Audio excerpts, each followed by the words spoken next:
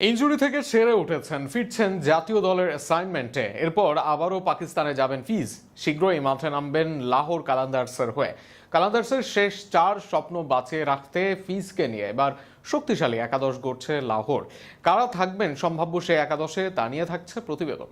PSL খেলে এসেছিলেন দেশের হয়ে যোগ দেন ওডিআই সিরিজের জন্য। তবে সেখানে এখনও মাঠে নামা হয়নি মুস্তাফিজুর রহমানের।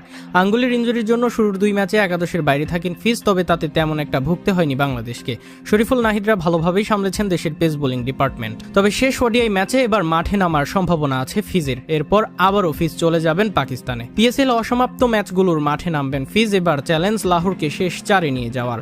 আগামীকাল সকাল 11টায় দেশের হয়ে অ্যাসাইনমেন্ট ফিজের। আবার আগামীকালই ম্যাচ রয়েছে লাহোর দলের, তাই চাইলেই পরের ম্যাচ খেলার সম্ভব না ফিজের। তবে একদিন পর 25 এপ্রিল মাঠে নামবে লাহোর। সেদিন ফিজকে নিয়েই প্রতিপক্ষকে সামাল দিতে চাইবে আসরের বর্তমান চ্যাম্পিয়নরা।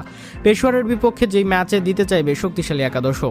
ওপেনার হিসেবে যে দলে থাকবেন ফখর জামান, সর্বশেষ ম্যাচে শতক হাঁকানো ফখরের দিকে দারুণ কিছু চাইবে দল। তার সাথে ওপেনিংয়ে আসবেন পাকিস্তানের 22 বছর বয়সী মোহাম্মদ ফারুক। এর আগের ম্যাচে 50 হাঁকিয়ে তিনি দেন সামর্থ্যের প্রমাণ। অভিজ্ঞ আব্দুল্লাহ শফিক আসবেন নাম্বার 3 পজিশনে। ইমনের বদলি হয়ে এসেছেন লঙ্কান চারিতা সালাঙ্কা, খেলবেন নাম্বার 4 পজিশনে। জিম্বাবুয়ে অলরাউন্ডার সিকান্দার রাজাকে দেখা যাবে নাম্বার 5-এ। ব্যাট হাতে মূল দায়িত্ব তার, সাথে বল হাতে করতে চাইবেন গুরুত্বপূর্ণ কিছু ওভার।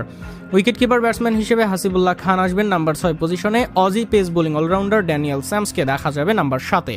অধিনায়ক শাহিন শাহ আফ্রিদি আসবেন নাম্বার 8-এ। বল হাতে দায়িত্বের সাথে ব্যাট হাতেও তুলতে চাইবেন ঝড়। স্পিনার উসমান মীর আসবেন নাম্বার 9-এ। এই লেগ স্পিনার থাকবেন দলের গুরুত্বপূর্ণ স্পিন আক্রমণে। এরপর 2 পেসার হিসেবে থাকবেন হারিস রউফ ও মুস্তাফিজুর রহমান। ব্যাটিং ও বোলিং 2 বিভাগেই বেশ শক্তিশালী এই দল। 8 ম্যাচ শেষে তালিকার 4-এ লাহোর, তবে 5-এ থাকা কুয়েটার চেয়ে মাত্র 2 ব্যবধান কম তাদের। অর্থাৎ শেষ 4 নিশ্চিত করতে আছে বড় লড়াই। সেই লড়াইয়ে এবার টেবিল টপারদের মুখোমুখি দল। দেখা যাক বাবরের দলের বিপক্ষে জয় নিয়ে তালিকার উপরের দিকে যেতে পারে কিনা মুস্তাফিজুর দল।